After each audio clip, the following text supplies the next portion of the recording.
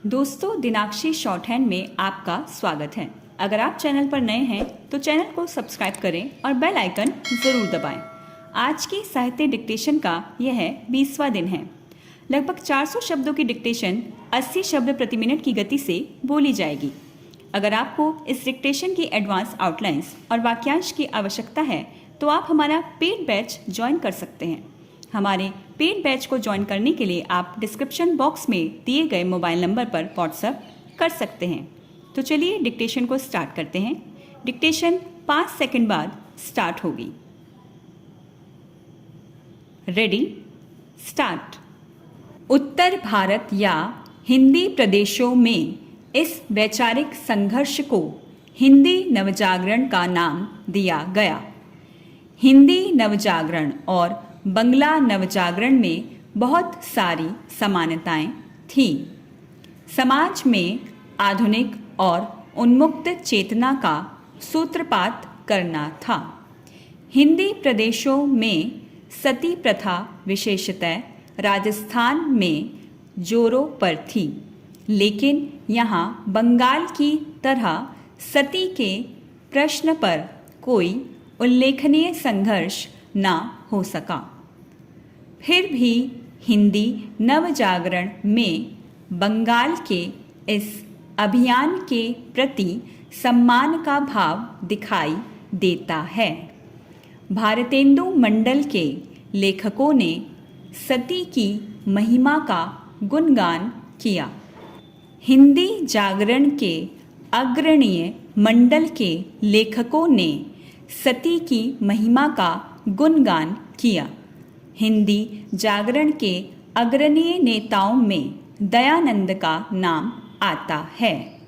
दयानंद ने प्राचीन शास्त्रों का अध्ययन करके हिंदी प्रदेश में व्याप्त पुरोहितवाद और धार्मिक पाखंड का डटकर मुकाबला किया। मूर्ति पूजा का विरोध किया। हरिद्वार के कुंभ मेले में पाखंड पताका लहराई। सत्यार्थ प्रकाश नामक ग्रंथ को हिंदी तैयार किया। दयानंद के आर्य समाज और बंगाल के ब्रह्म समाज में समाज सुधार की भावना का समांतर होते हुए भी उल्लेखनीय अंतर था। ब्रह्म समाज जहाँ उपनिषदों के तत्व चिंतन को महत्व देता, वहीं आर्य समाज की धुरी मनुस्मृति की सामाजिक व्यवस्थाओं से जुड़ी हुई थी। ब्रह्म समाज भविष्यवादी और आधुनिक था, जबकि आर्य समाज अतीतोन्मुखी दृष्टि लिए हुए था। खान पान और सामाजिक मसलों पर ब्रह्म समाज का दृष्टिकोण उदार था। आर्य समाज में एक तरह की कट्टरता भी देखी जाती थी। शिक्षा के कार्यक्रम ने भी व्यापकता हासिल की। हिंदी प्रदेश पर पिछड़ेपन का सीधा प्रवेश दिखाई देता है। यहाँ नए और पुराने विचारों की टक्कर नहीं हुई जैसी बंगाल में हुई। हिंदी नवजागरण आधुनिक और गैर आधुनिक के इस चक्र से बच निकल सकता है। बंगाल नवजागरण की दृष्टि आगे की दृष्टि थी। हिंदी नवजागरण आगे चलते हुए भी पीछे की ओर देखने का अभ्यस्त हो चुका था।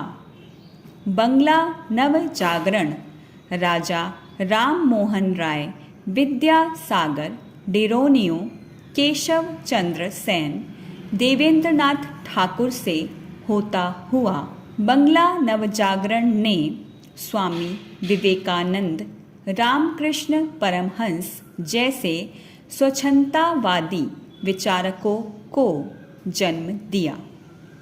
हिंदी नवजागरण में समभक्त वैसी संपन्नता कम दिखाई देती है। हिंदी में फिर भारतेंदु हरिश्चंद्र, बाल मुकुंद गुप्त, महावीर प्रसाद द्विवेदी और प्रेमचंद जैसे लेखकों ने महत्वपूर्ण योगदान दिया। हिंदी नवजागरण बंगाल नवजागरण की अपेक्षा देर से शुरू हुआ और अपेक्षाकृत कमज़ोर रहा है। कहा जा सकता है कि हिंदी नवजागरण बंगला नवजागरण की तुलना में समाज सुधारक के साथ साथ पुनः उत्थानवाद का समवाहक भी बना। स्टॉप।